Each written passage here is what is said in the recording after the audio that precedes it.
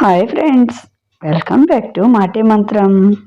ఈరోజు మనం చదవబోయే కథ స్వర్గం. రచన బలభద్రపాత్రుని రమణి గారు.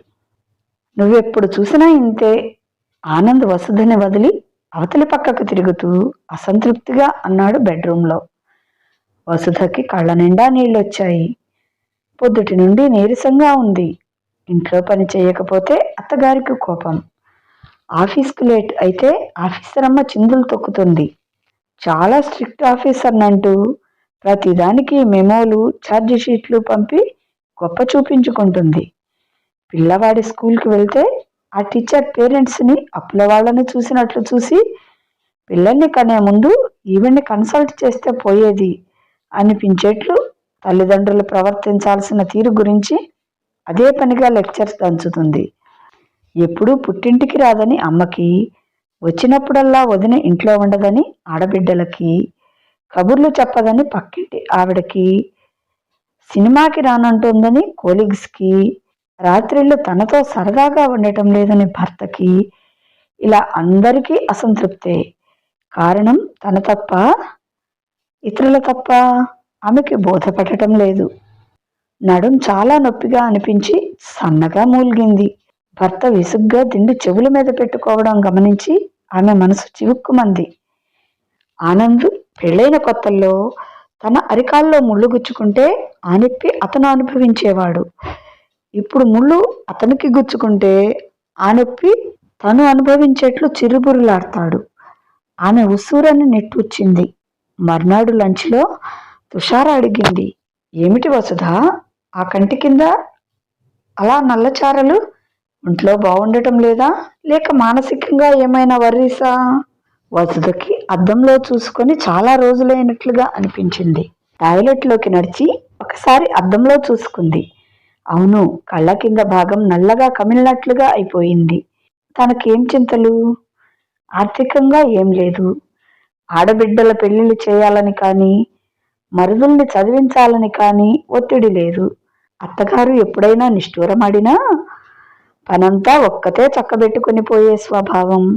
ఆవిడ కదలకుండా ఒకచోట కూర్చునే మనిషి కాదు. ఆనందుకి వ్యసనాలు లేవు. తనని ప్రేమించి కానీ కట్నం లేకుండా చేసుకున్నాడు.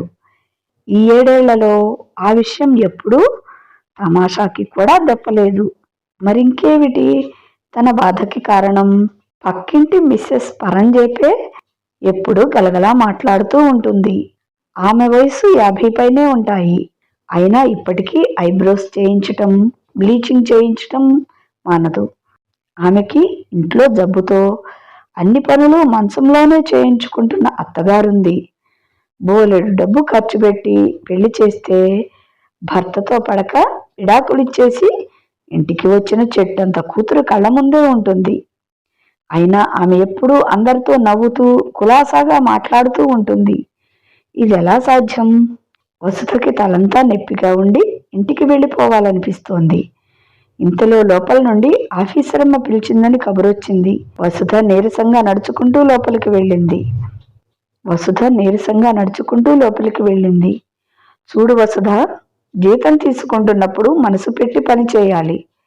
నువ్వు రాసిన డ్రాఫ్ట్ ఒకసారి చెక్ చేసి చూసుకొని నాకు ఇస్తూ ఉండు ఇప్పటి నుండి. ఆమె మొహం మార్చుకుని ఆ ఫైల్ వసుధ వైపుకి తోసింది. వసుధ సీట్లోకొచ్చి దానిని చదివింది. అంత పెద్ద బ్లండర్స్ ఏం లేవు. ఆవిడికి ఎప్పుడూ ఏదీ నచ్చదు. అందరూ సెక్షన్లో కబుర్లాడుకుంటూ పని మానేసి కాలక్షేపం చేస్తున్నారని, ఆవిడొక్కతే ఏసీ గదిలో బంధింపబడి పనితో సఫికేట్ అయిపోతుందని ఆవిడ భావన. తుషార కిలకిలా నవ్వుతూ సోమేశ్వరరావుని ఏదో అంటోంది. వసుధకి ఆమెను చూసినా విచిత్రమే. 30 ఏళ్లు పైబడినా ఇంకా ఇంట్లో వాళ్ళు పెళ్లి ఊసెత్తడం లేదు. ఆమె సంపాదనతోనే ఆమె చెల్లెలు, తమ్ముడు చదువుకుంటున్నారు. ఇప్పుడప్పుడే ఆమెకి పెళ్ళయ్యే సూచనలు కూడా లేవు. అందరి దగ్గర సెకండ్ వీక్ నుండే అప్పులు చేస్తుంది. అయినా హాయిగా నవ్వగలదు. గలగలా మాట్లాడుతూ సినిమా పాటేదో ఎప్పుడూ హమ్ చేస్తూ హుషారుగా ఉండగలదు. వసుధ ఇంటికొచ్చేసరికి బాబీ వచ్చేశాడు. మమ్మీ, ఈరోజు సర్కస్కి వెళ్దామా? పరిగెత్తుకొచ్చి చుట్టుకుంటూ అడిగాడు. డాడీకి టికెట్స్ తెమ్మని చెప్పలేదుగా, ఇంకో రోజు వెళ్దాం అంది వసుధ. వాడు బొంగమూతి పెట్టి, ఛీ, నువ్వెప్పుడూ ఇంతే అని అలిగి నానమ్మ దగ్గరికి పరిగెత్తాడు. వసుధ కాళ్ళు కడుక్కొని వంటింట్లోకి వెళ్ళి కాఫీ కలుపుకుంటుంటే పని మనిషి వచ్చింది. లక్ష్మి గిన్నెలు శ్రద్ధగా తోమడం లేదు. చూడు, ఈ కాఫీ గిన్నె ఎలా తయారైందో. 10 ఇళ్ళు పట్టావు. ఫస్ట్ తారీఖు నాడు డబ్బులు తీసుకోవడంలో తప్ప నీకు పని మీద శ్రద్ధ లేకుండా పోతోంది అని మసిబారిన గిన్నెని అసహనంగా సింక్లో పడేస్తూ వసుధ. బాగానే తోముతున్నాను కదమ్మా, ఏదో ఒకనాడు అట్లా అవుతుంది అంది మొహం గంటు పెట్టుకుని పని మనిషి. వసుధకి ఇంటి పరిస్థితి చూస్తే నిజంగానే చిరాకేసింది. ఇల్లు చూడు ఎలా ఊడుస్తున్నావో. ఆ డైనింగ్ టేబుల్ కింద, మంచం కింద సరిగ్గా చీపురే వేయవు. మళ్ళీ దసరా పండక్కి చీర కొనాలమ్మా అంటూ ఫర్మాయిషులు. విసుగ్గా అని టీపాయ్ మీదున్న పేపర్లు సర్దసాగింది. అత్తగారు గుడికెళ్ళినట్లుంది. కొబ్బరి చిప్ప పట్టుకొని చీకటి పడ్డాక వచ్చింది. వసుధ కుక్కర్ పెట్టి పిల్లవాడికి స్నానం చేయించి హోంవర్క్ చేయిస్తుంటే ఆవిడ గొంతు వినిపించింది.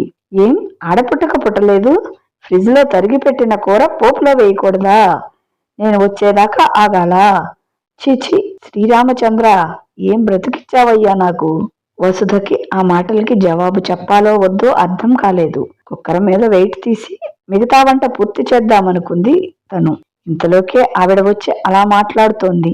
ఇందులో తన తప్పేమిటి? అత్తగారిగా ఆవిడ అహంకారం కాకపోతేను. అమ్మాయి, ఈ పూట వంట నువ్వు చేసేయి అని ఓ మాట అంటే పోయేదానికి ఇన్ని నిష్ఠూరాలెందుకు? ఆనంద్ ఆ రోజు ఆఫీస్ నుండి హుషారుగా వచ్చాడు. అందుకు గుర్తుగా అతని చేతిలో మల్లెపూల పొట్లం ఉంది. వసు, రేపు లీవ్ పెట్టేయి.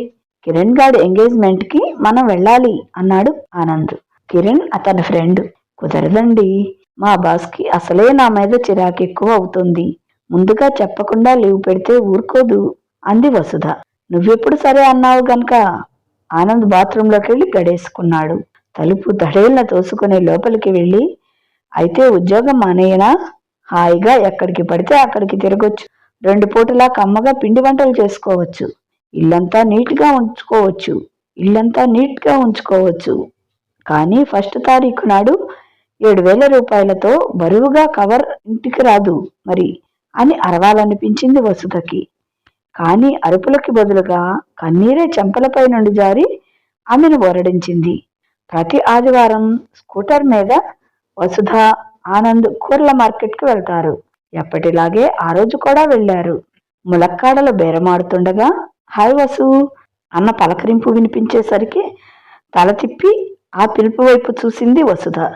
లీలా, తనకి ఇంటర్లో క్లాస్మేట్. పంజాబీ డ్రెస్లో తెల్లగా నాజుగ్గా మెరిసిపోతోంది. కనే ఓ 6 ఏళ్ల పాప క్యారెట్ తింటూ నిలబడి ఉంది. ఏం చేస్తున్నావు, ఎక్కడ ఉంటున్నావు లాంటి రొటీన్ ప్రశ్నలు అయ్యాక ఒకళ్ళ భర్తల్ని ఒకళ్ళకి పరిచయం చేశారు. లీల వాళ్ళని నెక్స్ట్ సండే వాళ్ళ ఇంటికి రమ్మని ఆహ్వానించి బలవంతం చేసి ఒట్టు పెట్టించుకుని మరీ వదిలింది. ఇంటికి వస్తుంటే దారిలో వసుధని అడిగాడు ఆనంద్. ఇంటర్మీడియట్లో క్లాస్మేట్ అంటే నీ వయసే ఉంటుందిగా. అవును, ఏం? ఉత్సాహంగా అడిగింది వసుధ. ఆ అమ్మాయి చాలా చిన్నపిల్లలా ఉంది, మొహంలో గ్లో చూడు అన్నాడు. వసుధకి ఒళ్ళు మండిపోయింది. అక్కడే స్కూటర్ దిగి ఇంటికి నడిచి వచ్చేయాలనిపించింది. పెళ్ళైన ఇన్నేళ్లలో నిన్ను ఏ మగాడితోనైనా నేను పోల్చానా? లీల భర్త మారుతి కారులో తీసుకువచ్చాడు. మరి మీరు స్కూటర్ మీద తిప్పుతారే, ఎండలో నిలబడిపోను, గ్లో తగ్గిపోదు అని అడగాలనిపించినా అడగలేదు. ఆ రాత్రి ఆనంద్ తమకంగా ఏయ్ హనీ డార్లింగ్, ఇటు తిరుగు అంటుంటే మాత్రం సహకరించలేకపోయింది. నువ్వెప్పుడూ ఇంతే అంటూ అతను ఎప్పటిలాగే తన రొటీన్ పాట పాడాడు. పగలు భర్తలు ప్రవర్తించిన విధానం, రాత్రి పడక మీద భార్య బుర్రలో సినిమా రీల్లా తిరుగుతుంటుందని భర్తలు తెలుసుకోరు. సండే రోజు ఉదయం ఆనంద్ బలవంతం వల్లే లీలా వాళ్ళింటికి వెళ్లారు. వెళ్ళేసరికి లీల తలకి క్లిప్పులు పెట్టుకుని నైటీలో ఉంది. లోపల వంటింట్లో ఉన్న ఆమె భర్త మనోజ్ పిండి చేతులతో వచ్చి కూర్చోమని ఆహ్వానించాడు. లీల చాలా బాగా డాన్స్ చేస్తుంది. తన ఆర్టుని నేను ఆగిపోనీయదలుచుకోలేదు. రేపు 4th రవీంద్ర భారతిలో ప్రోగ్రాం ఉంది, మీరు రావాలి అన్నాడు కాఫీ కలిపి చేస్తూ మనోజ్. మనోజ్ తక్కువ, గిటార్ వాయిస్తాడు. మను, నా ఫ్రెండ్ కోసం ఒక్క బిట్ వాయించవా ప్లీజ్, లీల గోముగా అడిగింది. మనోజ్ తల్లి బజార్ నుండి బుట్టలో కూరగాయలు పండ్లు తీసుకొని వచ్చింది. ఆవిడ కూడా పరిచయం అయ్యాక కలుపుగోలుగా, భోంచేసి వెళ్ళండి. లీల ప్రొద్దుట బైగన్ భర్తా చేసింది. ఆ టేస్ట్ తింటే తప్ప తెలియదు, అంత అద్భుతంగా ఉంది అంది. అత్తయ్య, మీ అంత బాగా చేయలేనులేండి, అప్పుడప్పుడు చేస్తాను కాబట్టి మీకు నచ్చుతుంది, లీల నవ్వుతూ అంది. ఆనంద్ కూడా వాళ్లతో కలిసిపోయి కబుర్లు చెప్పాడు. ఆనంద్ పాడతాడని తెలిసి వాళ్ళు 2-3 పాటలు పాడించారు. వసుధ హెల్ప్ చేస్తుంటే లీల వంట చేసేసింది. పిల్లలు కూడా యథేచ్ఛగా ఆడుకున్నారు. చాలా సరదాగా గడిచిపోయింది ఆ సాయంత్రం. లీలగారు వంకాయ పెరుగు పచ్చడి అమోఘంగా చేశారు. మీకు వీలైనప్పుడల్లా చేసి పంపుతుండండే, నేను కాస్త భోజన ప్రియుణ్ణి, లీలను మెచ్చుకుంటూ అన్నాడు ఆనంద్. ఆనంద్, మీరు నా ప్రోగ్రాంలో మధ్య మధ్యన గ్యాప్స్లో పాటలు పాడాలి, మీది చాలా మంచి వాయిస్, మెచ్చుకుంది లీల. ఆనంద్ సందేహిస్తుంటే వసుధే ప్రోద్బలం చేసి ఒప్పించింది. సెలవు తీసుకుని బయలుదేరుతుంటే లీల మెట్ల మీద నుండి అన్నయ్య మీ కళ్ళద్దాలు అని అందించింది. ఆనంద్ ఇంటికి వస్తూ అన్నాడు. లీలని చూస్తే నిజంగానే ఒక చెల్లెల్ని చూసినట్లు అనిపించింది. నిష్కల్మషంగా మాట్లాడుతుంది, మంచి పిల్ల. వసుధ జవాబుగా అతని వీపును కరుచుకున్నట్లు బాగా ఆనుకొని కూర్చుంది. ఆమె అప్పుడప్పుడే పాజిటివ్ థింకింగ్ నేర్చుకుంటోంది. ఏమిటి దేవిగారు ప్రసన్నంగా ఉన్నారు, ఈ రాత్రి విందా అల్లరిగా అడిగాడు ఆనంద్.